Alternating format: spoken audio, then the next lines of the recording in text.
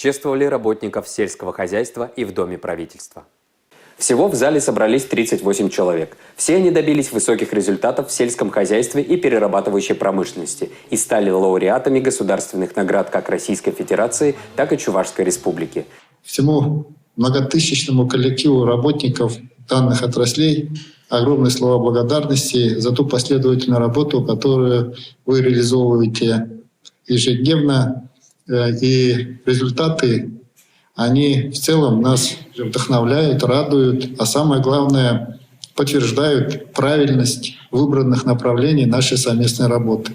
Звание «Заслуженный работник пищевой промышленности» Российской Федерации присвоено главному технологу Чебоксарского ликероводочного завода Надежде Леонтьевой. Конечно, награду просто так не дают. Заслуга – это наша. Я работаю на этом заводе почти 40 лет. За 40 лет, конечно, это немало. И опыта набрала, и работаем, не прикладая рук. На работу ушли всегда как на праздник.